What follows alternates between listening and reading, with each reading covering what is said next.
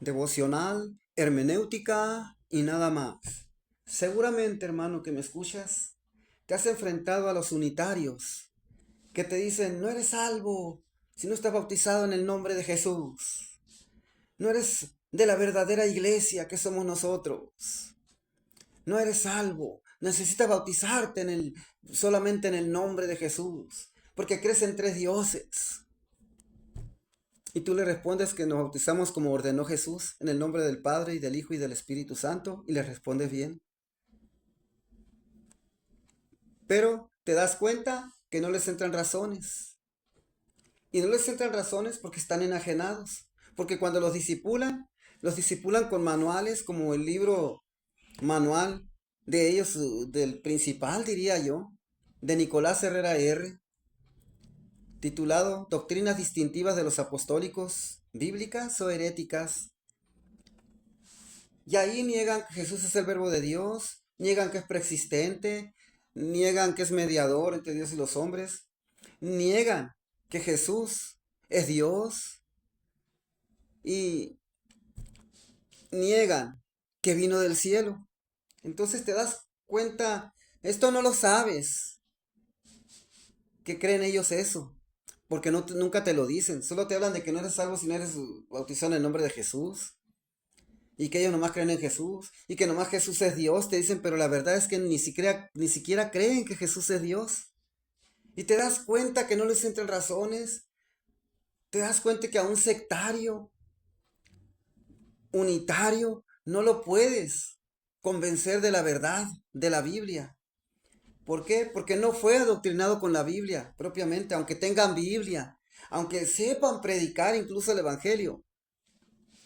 No conocen la Biblia, porque no fueron adoctrinados con la Biblia, fueron adoctrinados con manuales. O que la Biblia te dice que Jesús no es el verbo de Dios, como dicen ellos. Que la Biblia te dice que Jesús no es preexistente, que no existía antes de todas las cosas, como enseñan ellos. No, no lo dice la Biblia. Señal inequívoca, que no fueron adoctrinados con la Biblia. Fueron adoctrinados con cosas antibíblicas, fuera de la Biblia, con libros, no con el libro de libros, que es la Biblia. Voy a citar nomás, tomar como referencia un ejemplo de discusiones con los unitarios. A un unitario le explica una hermana, por ejemplo, o un hermano, con Primera de Corintios, con Segunda de Corintios 13, 14, Segunda de Corintios 13, 14, y para demostrar que esté equivocado, que sí hay Trinidad de Dios, que el Padre es Dios, que el Hijo es Dios, que el Espíritu Santo es Dios, y que estos tres son uno,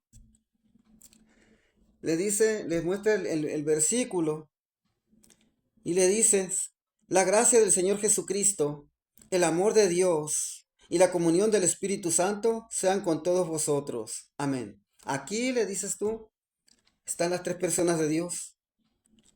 La gracia del Señor Jesucristo, ahí menciona a Jesús, y luego menciona al Padre, cuando dice el amor de Dios, y luego menciona al Espíritu Santo cuando dice, y la comunión del Espíritu Santo sean con todos vosotros. Amén. ¿Le explicas? Pero siguen discutiendo como si no te oyeran, como si estuvieras mudo, no hablándoles, y siguen con su parlotería, con su voz gritona, y te das cuenta que no les entran razones. Una vez discutía así con uno de tantos con los que discutía antes. Hoy ya no se atreven tanto a discutir conmigo. ¿Por qué? Porque conozco sus doctrinas, sé lo que enseñan. Y estaba discutiendo él no solamente conmigo, sino con otros. Y veía yo que no le entraban razones y que para todo tenía ya un argumento preparado que les enseñan, ¿no? Aunque su argumento no refuta la Biblia, no refuta los textos bíblicos con que se les está refutando a ellos.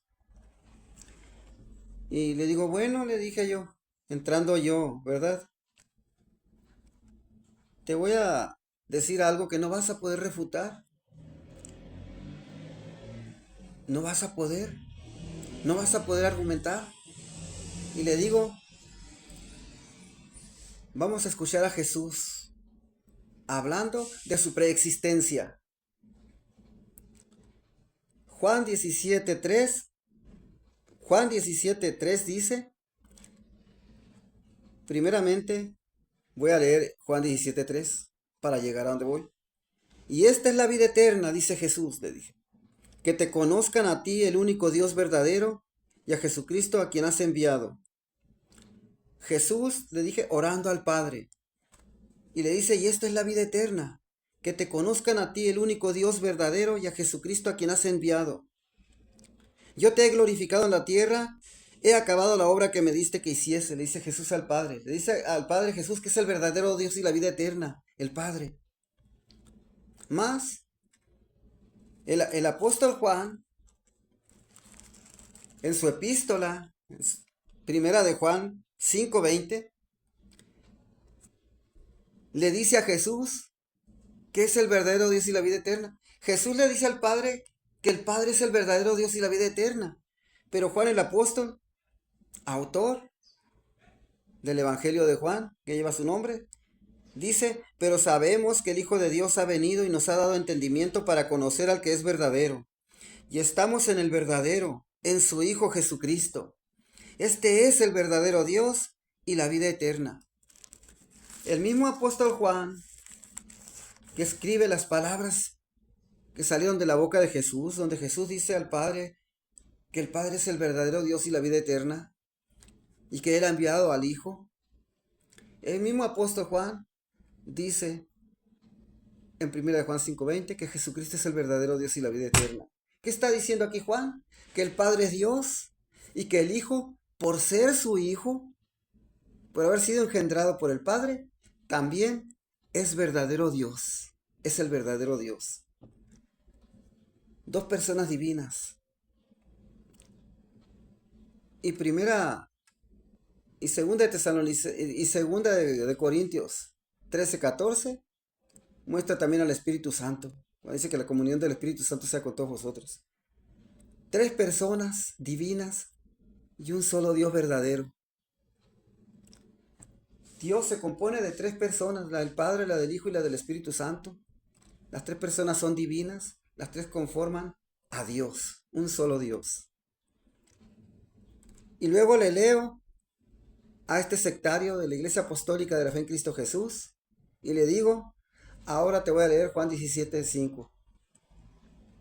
Ahora pues, Padre, glorifícame tú al lado tuyo. Está hablando Jesús, le recalqué.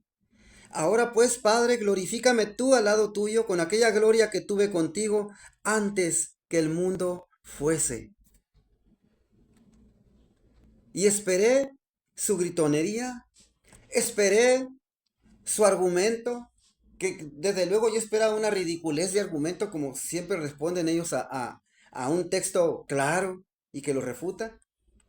Así responden ridículamente, absurdamente, hasta tontamente, pero sobre todo neciamente, porque se percibe el enajenamiento, la cauterización de la mente en ellos. Esperé pues que se soltara gritando, hasta que me gritara que no soy salvo, que no tengo el bautismo, como siempre se van por la tangente. Pero ¿qué creen que pasó? Cuando leí pues estas tres citas, terminando con Juan 17:3, no pasó nada. No se soltó gritando, no me presentó ningún argumento en contra, no trató de refutarme lo que le había dicho, simplemente guardó un silencio de te doy la espalda, no me importa lo que tú digas, no quiero escuchar eso, no quiero escuchar eso que me leíste, no quiero ni nada con eso. Ese fue su silencio. No me dijo ni media palabra, no me contestó ni media palabra. Ni a los demás ya no dijo nada, nomás simplemente desapareció estando presente, se hizo invisible, se quedó callado Me quedé sorprendido y dije, verdaderamente, cuando se les presenta la palabra de Dios, contra la cual no han podido preparar un argumento, porque no han podido contra tales textos, se quedan mudos, paralizados de impotencia y mejor se van o ya no vuelven a hablar. ¿Qué fue lo que pasó en este caso? Y lo que te quiero decir es que métete con Dios, hermano. Ora a Dios. Investiga. De cada secta que te esté atacando, busca el trasfondo. ¿Qué realmente enseñan dentro de sus templos? Pero primeramente entiende esto. Cuando tú le muestras a un sectario, sea mormón, sea testigo de Jehová, sea unitario, y por unitario me refiero a la Iglesia Apostólica de la Fe en Cristo Jesús, a la Iglesia Gentil de Cristo y a toda esa corriente, porque tengo las pruebas y documentadas de que provienen del gnosticismo y de las diversas ramificaciones del gnosticismo.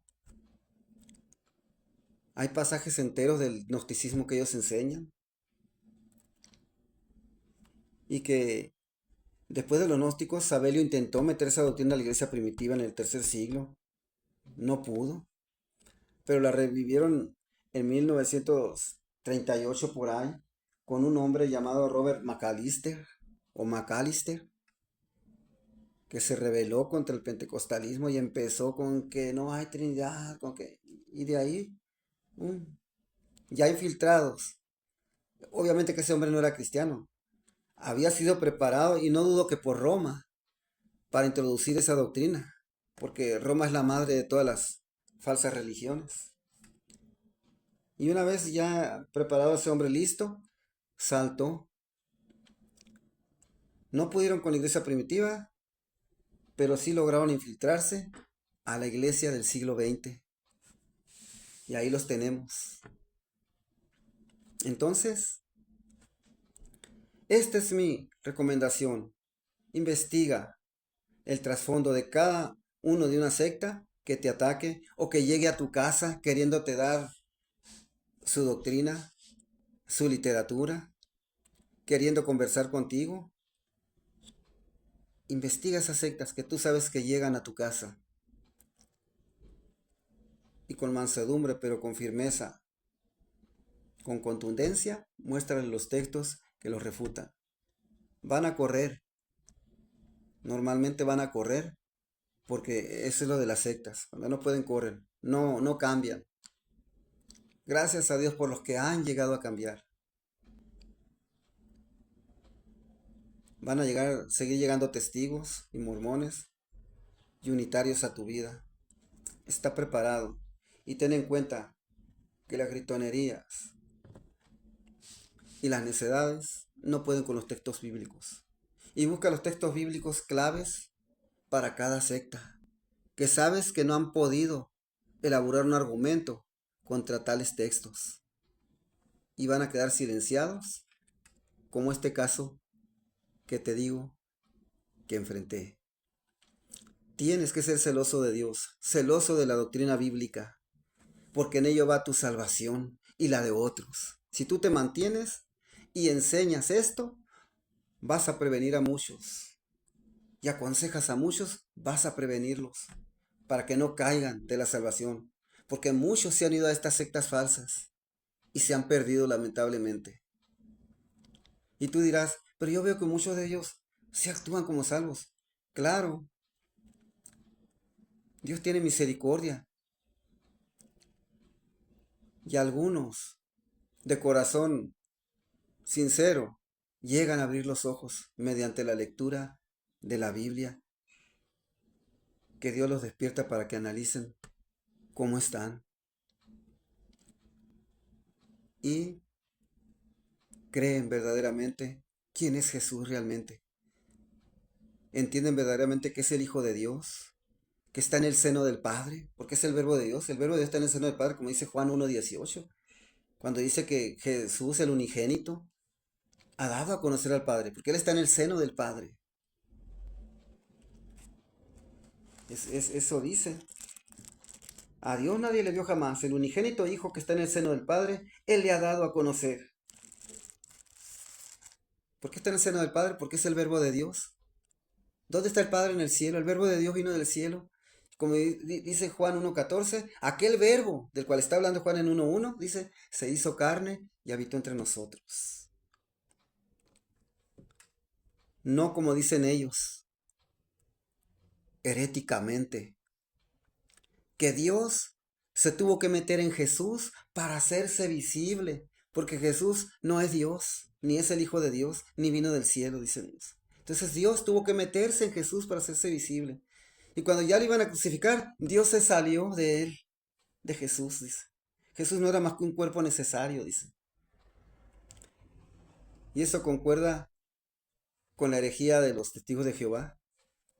Cuando dicen que en el diluvio vinieron ángeles, que antes del diluvio vinieron ángeles, se metieron con las hijas de los hombres, cuando los ángeles no pueden embarazar mujeres porque son espíritus. Y se metieron en esos gigantes, dicen ellos. Dicen que los gigantes nacieron por causa de esos ángeles. Y cuando los ángeles iban a ahogar, se salieron del cuerpo de los gigantes, los ángeles, dicen ellos. Los ángeles caídos, dicen ellos. Es el mismo principio de los testigos el que usan ellos, los apostólicos, los gentiles y los demás unitarios, de decir que Dios se metió en el cuerpo de Jesús para hacerse visible. ¡Qué herejía! Porque en Juan 1:18 acabo de leerles que a Dios nadie le vio jamás. Así que el mismo Juan lo corrobora en 1 Juan 4:12, Juan 5:37. Entonces, toma en cuenta estos puntos que te he dado porque son claves para la defensa del Evangelio, para la defensa de la sana doctrina. Y ten celo de Dios y guarda tu salvación con temor y temblor porque la puedes perder. Dios te bendiga.